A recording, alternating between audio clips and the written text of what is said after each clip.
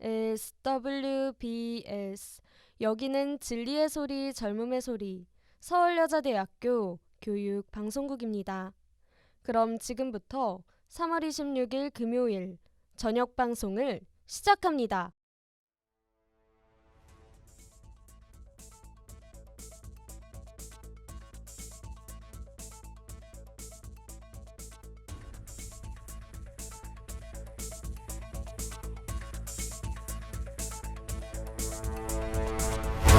시사 브리핑.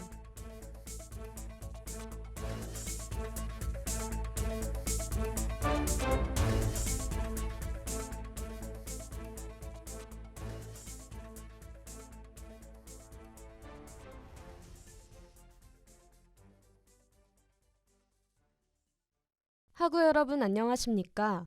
저는 시사브리핑의 진행을 맡은 아나운서 김민서입니다. 최근 딥페이크 기술을 활용한 음란물이 제작되고 이를 유포하는 형태의 범죄가 생겨나고 있습니다. 딥페이크란 인공지능의 한 분야인 딥러닝을 활용해 사람의 얼굴이나 특정 부위를 합성한 가짜 동영상을 만들어낸 기술인데요. 이 기술은 대부분 성착취를 위해 악용돼 사회적으로 논란이 되고 있습니다. 오늘 시사브리핑에선 딥페이크 기술의 심각성과 그 이면에 대해 알아보도록 하겠습니다. 그럼 시작합니다.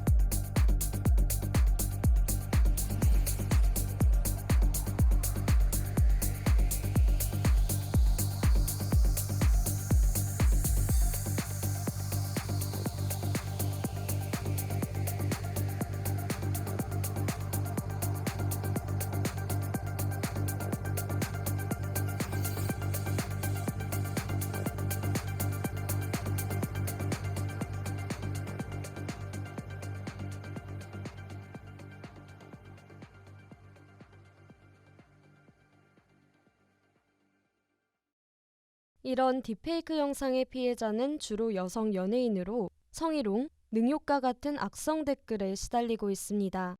올해 초 국민청원 게시판은 여성 연예인들을 고통받게 하는 불법 영상 딥페이크를 강력히 처벌해주세요 라는 제목의 글이 올라오며 국민적 공분을 샀습니다.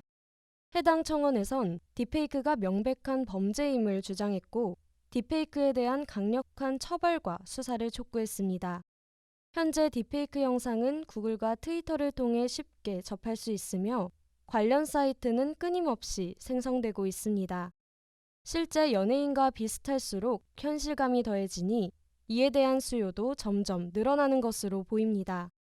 피해 여성 연예인 중에선 미성년자도 포함돼 있어 이에 대한 심각성은 갈수록 더해지고 있습니다.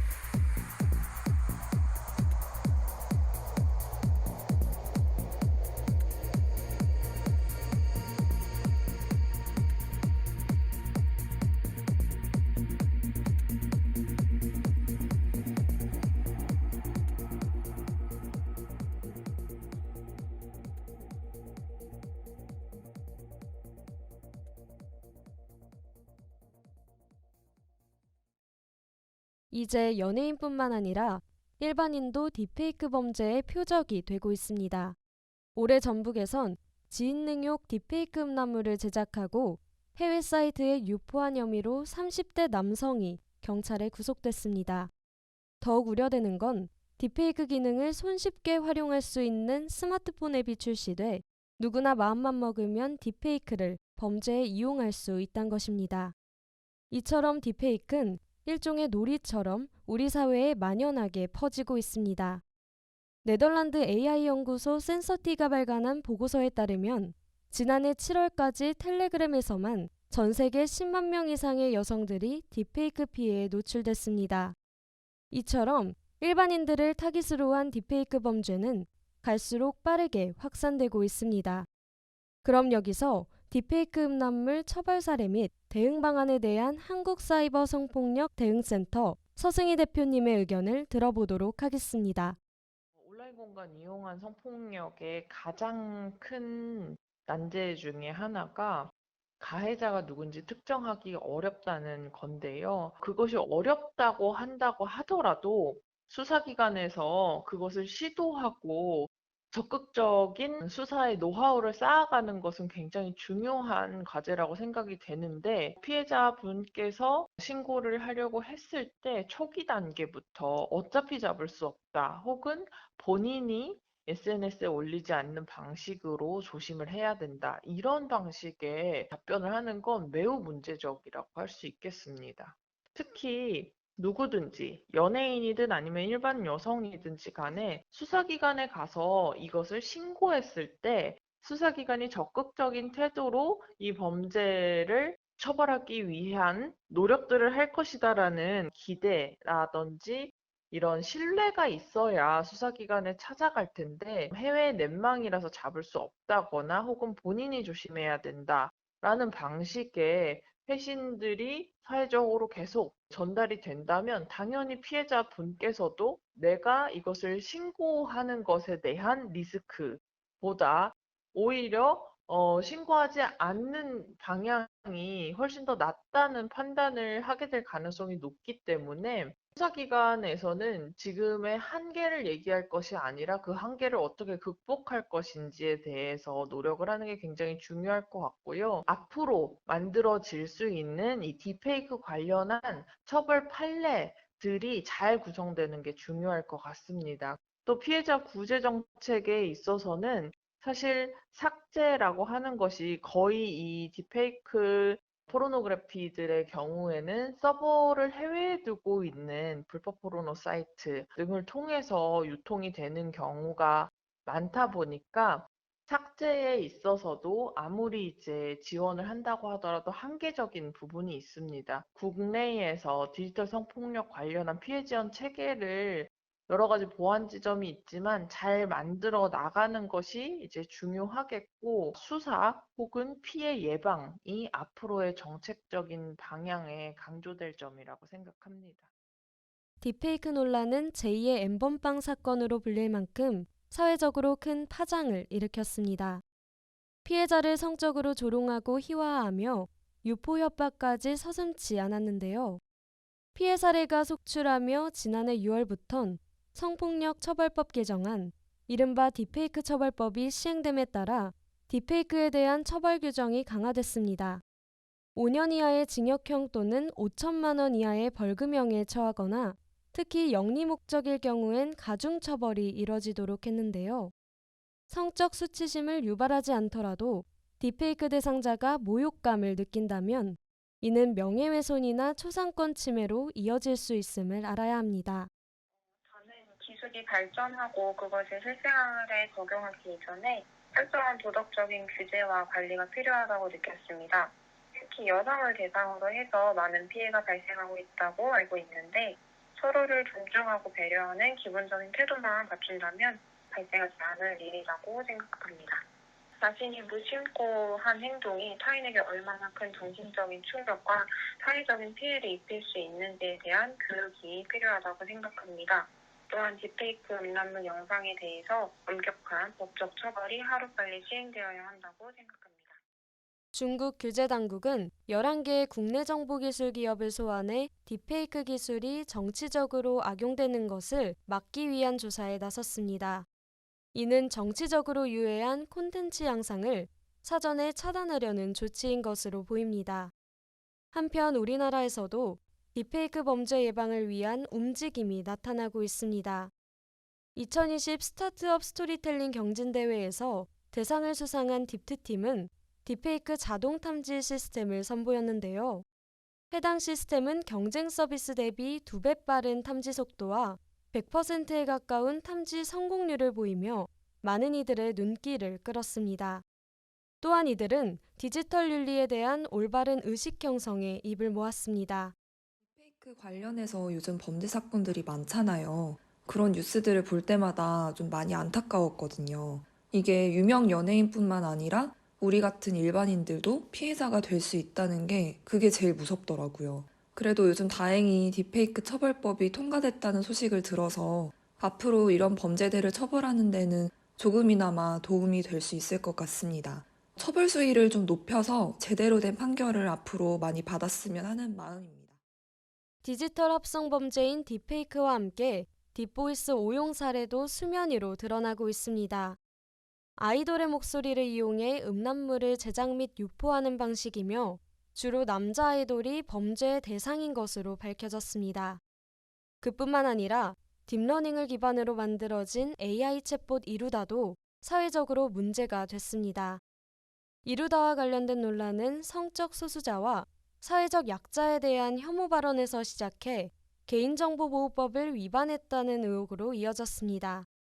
사태 이후 서비스를 중단하긴 했지만 AI 윤리에 대한 사회적인 논의는 계속되고 있습니다. AI 서비스 개발자와 이용자들을 대상으로 한 윤리 원칙을 강화해야 한다는 지적도 나오고 있습니다.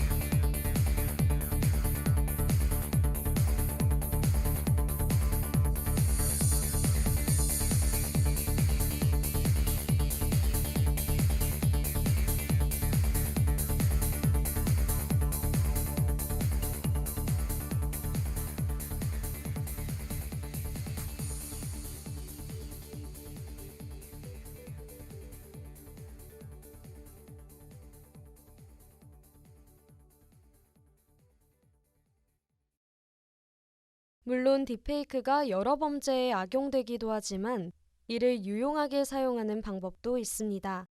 최근 온라인에선 딥페이크 기술을 통해 우리나라 독립운동가의 모습을 그대로 재현한 영상이 탄생했습니다.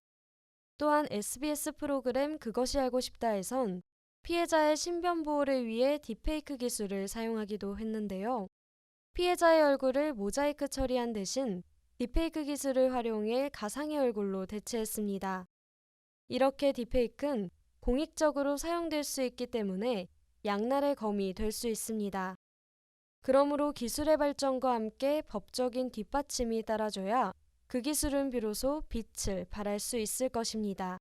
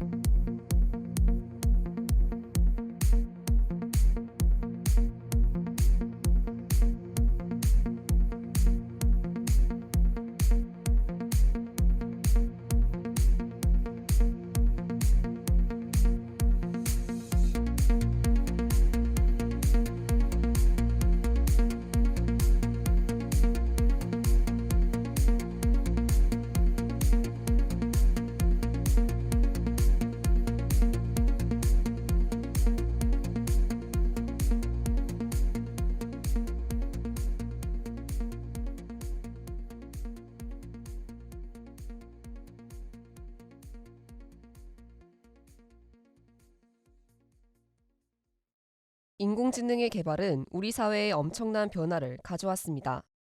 우리의 생활을 더욱 편리하게 만들어줬고 미래 사회에 한 발짝 더 다가가는 기회가 됐죠.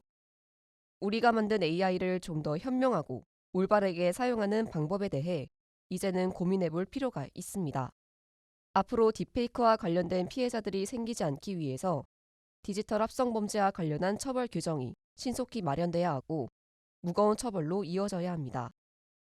또한 우리 스스로도 눈에 보이는 것을 그대로 믿지 않는 비판적인 사고를 기른다면 좀 더 안전한 세상에서 살 수 있을 겁니다.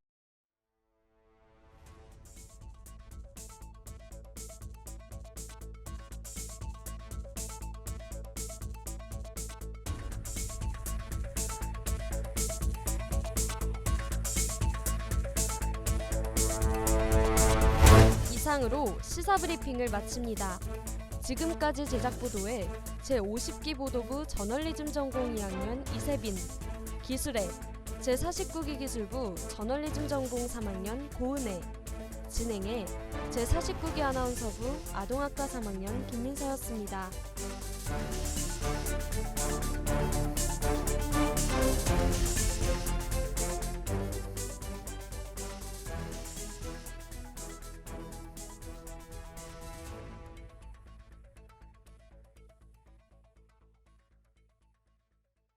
지금까지 여러분께서는 SWBS 서울여자대학교 교육방송을 들으셨습니다. 서울여자대학교 방송은 월요일부터 금요일까지 오후 12시 30분부터 12시 50분까지 저녁 5시 40분부터 6시까지 총 60분간 정규방송을 하고 있습니다. 지금까지 청취해주신 여러분께 감사드리며 이상으로 3월 26일 금요일 정규방송을 모두 마치겠습니다. 여기는 진리의 소리 젊음의 소리 서울여자대학교 교육방송국입니다. SWBS